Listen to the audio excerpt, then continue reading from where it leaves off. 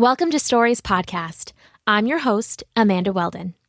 This week, we are presenting The President's New Suit, a new version of a classic story adapted by Daniel Hinds. Enjoy the episode. The President's New Suit. A few years ago, in a country very close to home, we won't say which one, there was a president who loved new suits so much that he spent all of his money on being well-dressed. He didn't care about the army, he didn't care about the economy or his approval rating. All that he cared about was showing off his new suits.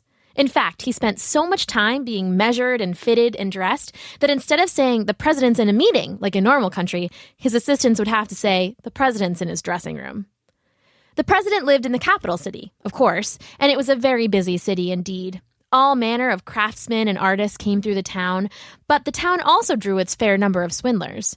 The title of swindler comes from the word swindle, which means to trick someone out of their money or things. So, as you can imagine, swindlers had to move around an awful lot to avoid getting caught, and big cities made big targets. Two swindlers in particular were very interested in the capital and very, very interested in the president. When they heard of his love for fine suits, they started spreading a lie that they were tailors who had a one-of-a-kind, miraculous new fabric. Not only was it the softest and finest fabric in the world, they said, but it was magic. How was it magic? People would ask. Well, the swindlers would say slyly, if you aren't fit for your job, the fabric is completely invisible. Of course, that wasn't true, but as you'll soon see, it was a very clever lie. When the president heard of the two tailors with the magic fabric, he knew it would be just the thing for his next suit. In fact, he believed the lie so completely he thought it would be a great test for all of the people who worked for him. You see, the president reasoned that if he was wearing the magic suit and the person couldn't see it, they were clearly unfit for their job. The president called for the tailors immediately and had them brought to his office. When he asked how much it would cost for a suit of the fine magic material, they quoted him a very high number, expecting him to try and negotiate. But the president was so in love with fashion and so very bad at his job that he agreed at once. The two swindlers set up shop right there in the president's dressing room and began to sew. Or at least, they pretended to. Of course, there was nothing there, but they pretended all the same, and this is where the genius of their plan becomes clear. The president, interested in how the work was coming, sent his assistant to check on the tailors. The assistant peeked in and saw the two tailors busy at work, but he couldn't see the magic fabric. "Oh, no," he thought. "I must be unfit for my job. The president must never find out."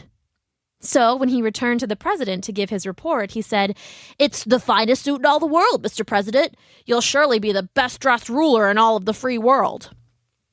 The president was very pleased by this, but he wanted to hear more. So the next day, he sent his vice president to check in on the tailors. The vice president peeked in and saw the two tailors busy at work, but couldn't see the magic fabric.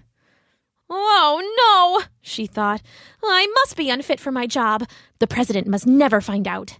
So, when she returned to the president to give her report, she said, "Mr. President, it's the finest suit I've ever seen. No one will be your equal in such an amazing outfit." The president was very pleased by this, but he wanted to hear more, so the next day he sent his general to check in on the tailors. The general peeked in and saw the two tailors busy at work, but couldn't see the magic fabric. "Oh no," he thought, just like the two others. "I must be unfit for my job. The president must never find out." So, when he returned to the president to give his report, he said, "Mr. President, I can say in the affirmative that this is the finest suit I've ever laid eyes on.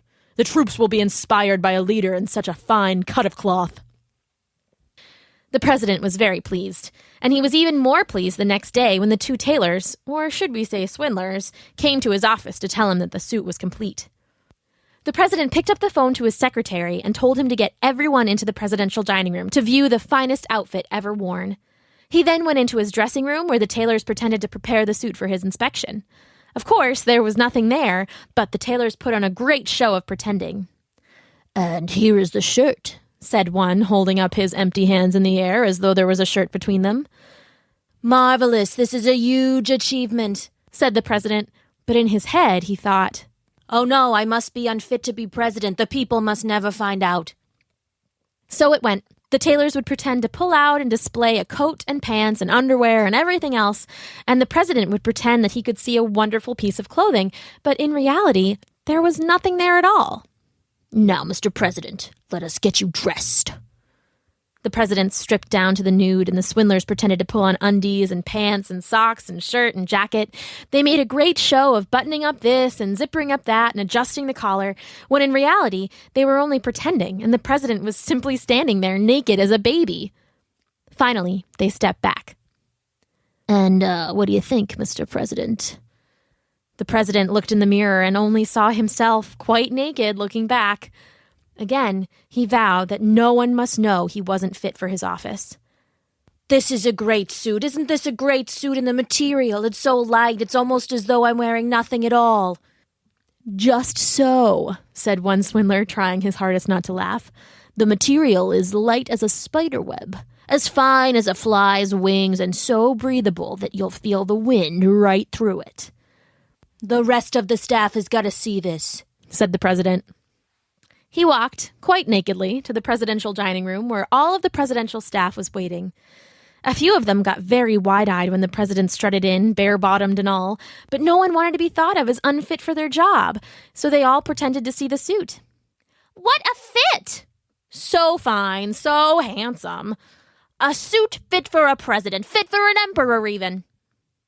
After a few minutes of absorbing praise from his staff, the president felt so full of himself that he declared, "We have the best suits, don't we, folks? The best. And we love our tailors. Don't we love our tailors? The country's got to see this suit."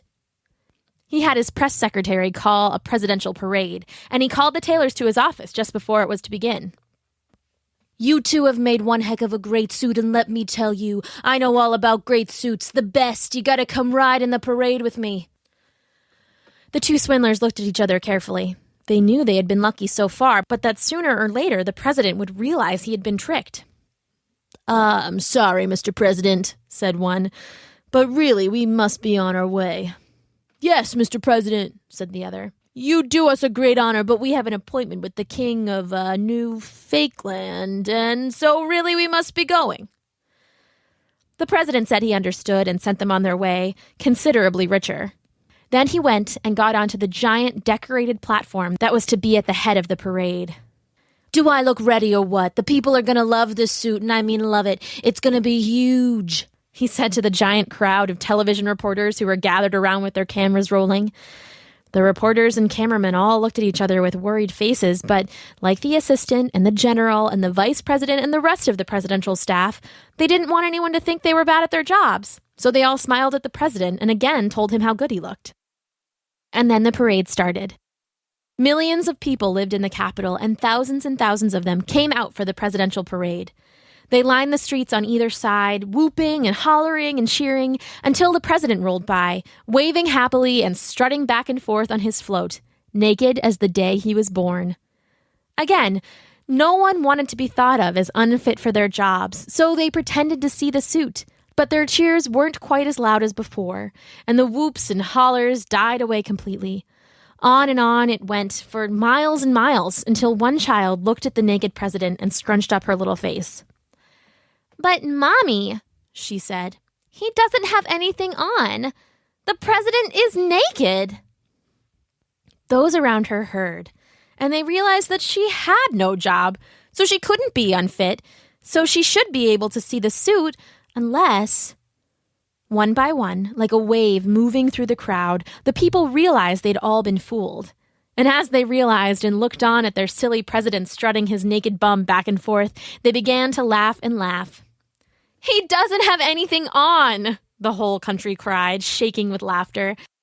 It took a few minutes, but eventually even the president heard the yells, and quite suddenly he realized they were right. He had been fooled. He canceled the parade right there and then and ran back to hide in his offices, the laughter following him all the way. The president never much cared for suits or for tailors after that. And the country, well, next election, the people were careful to pick someone who cared more about keeping them safe and happy and less about his own ego. The end.